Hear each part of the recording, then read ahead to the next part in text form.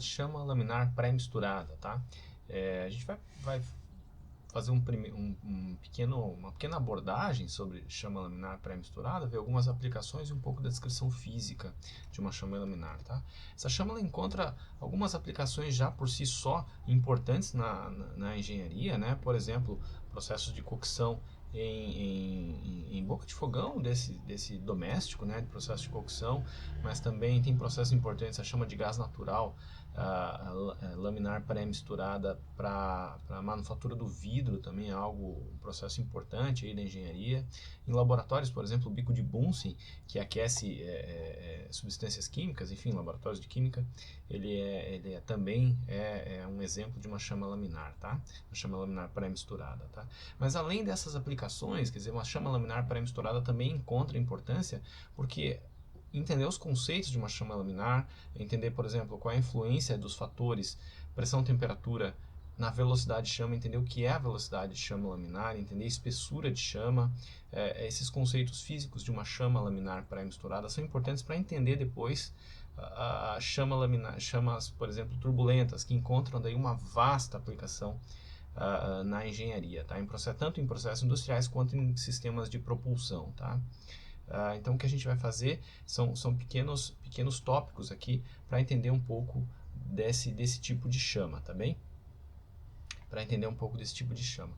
Vamos dar uma olhada aqui, primeiro vamos entender de maneira geral o que é uma chama, né? Ou seja, uma chama é uma reação química sustentada,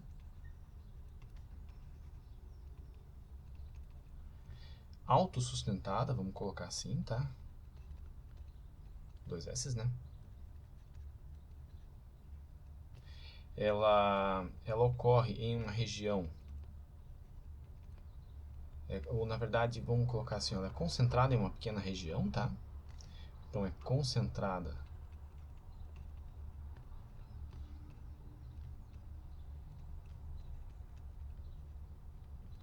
pequena região. E também ela pode ser também uma outra característica de uma chama laminar pré-misturada, ou de chamas de maneira geral, é a propagação em velocidade subsônica, tá?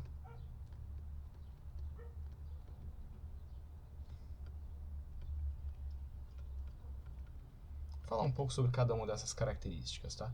Uma reação química autossustentada. Na verdade, uma chama qualquer, ela inicia a partir de uma pequena parcela de energia, ou de uma ignição, né? Ou se a mistura reagente está a condições de temperatura e pressão que ela possa auto-ignitar. Mas imagine que a pressão ambiente, a temperatura ambiente, você inicia uma chama ignitando ela com fósforo ou com uma ignição, uma vela de ignição, por exemplo, automotiva.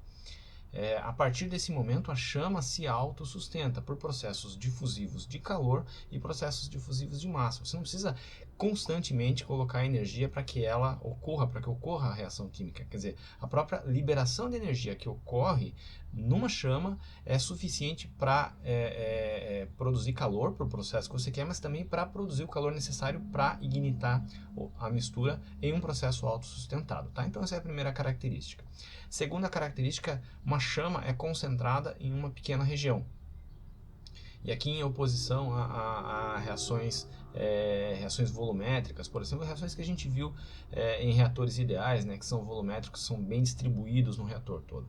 Uma chama é concentrada numa pequena região. Por exemplo, uma chama de hidrocarboneto, por exemplo, o metano, em condições estequiométricas, a pressão e temperatura ambiente em condições iniciais, a espessura dessa chama não passa de 1 milímetro, é da ordem de 1 milímetro, tá? Então é uma região pequena.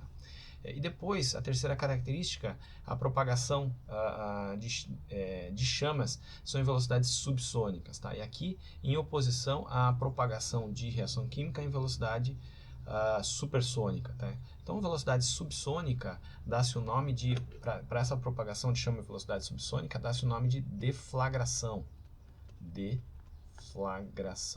que é diferente de detonação, quando a reação química ocorre a uma velocidade maior que a velocidade do som naquele ambiente.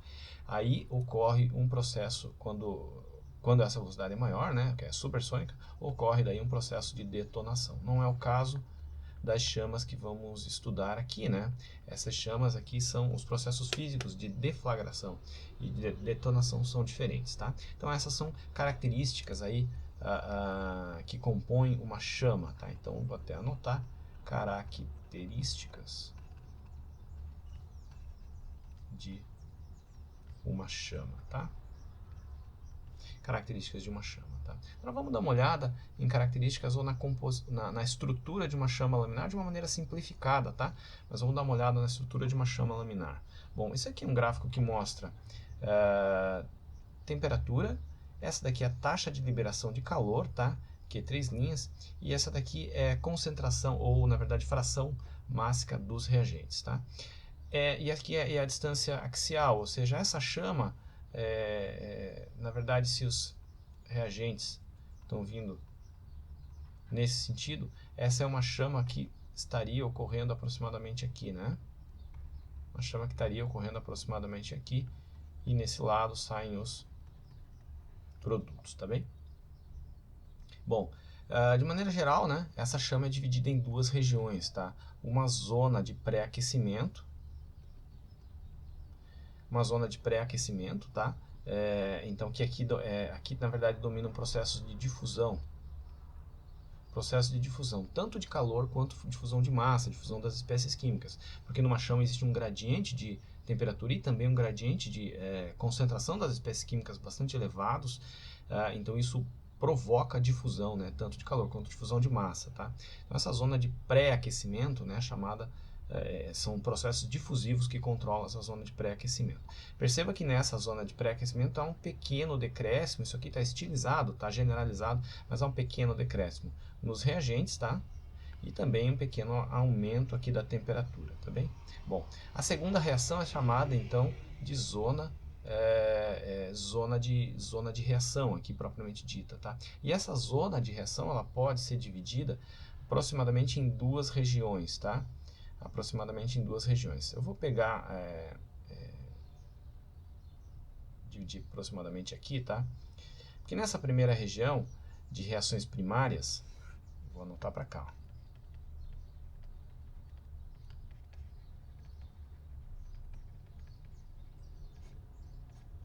Nessa primeira região de reações primárias, há o predomínio de reações elementares bimoleculares e de radicais, né? Então são reações rápidas, são reações muito rápidas, é uma zona de reação rápida, é a principal característica, tá?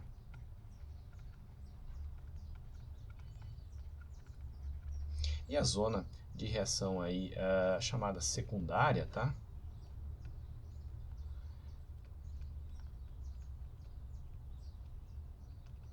Ao predomínio de reações lentas, tá?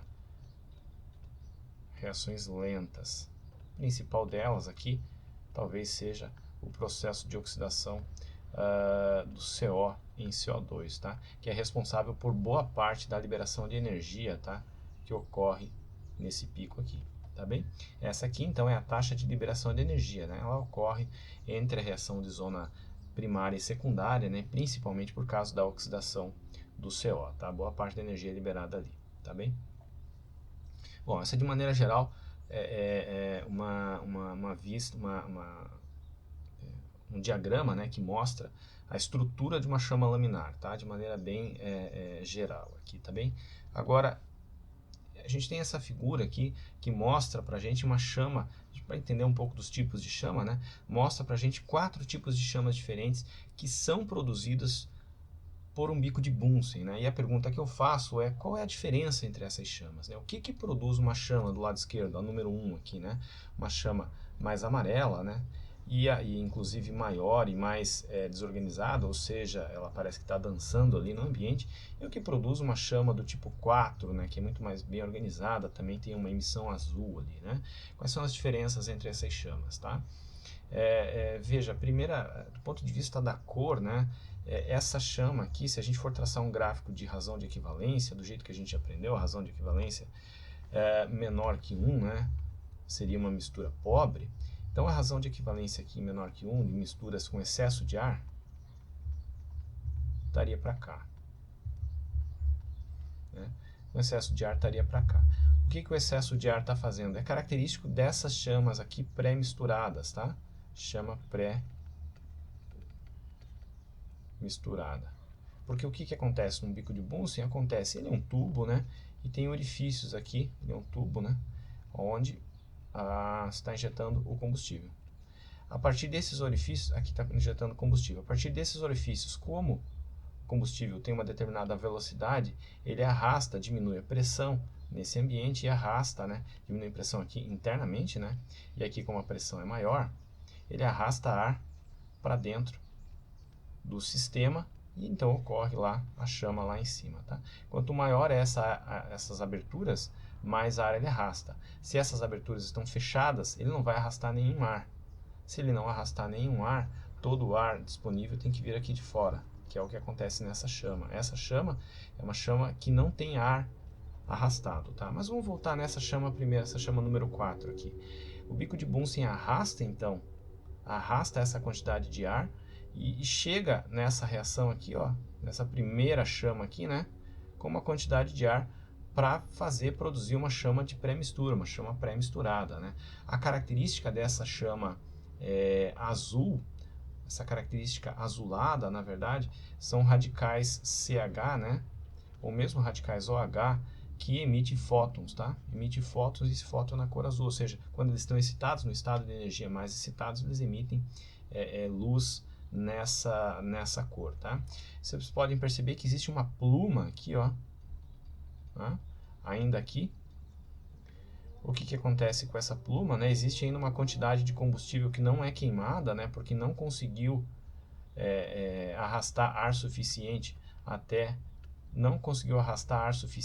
a mistura aqui dentro, a mistura aqui dentro provavelmente tem razão de equivalência maior que 1, né? Ou seja, ele queima parte do combustível aqui, mas ainda sobra combustível não queimar, que vai buscar então ar secundário aqui para poder queimar, tá bem? Do 4 para o 3, para o 2 e para o 1, o que está acontecendo é que esse orifício, essa entrada de ar está sendo fechada, né? Então aqui tem menos ar, aqui tem menos ar e aqui tem nenhum ar pré-misturado. Todo o ar aqui dessa chama vem do ar externo, tá? Essa emissão mais amarela, quase branca aqui, ela é característica de emissão de corpo negro, tá?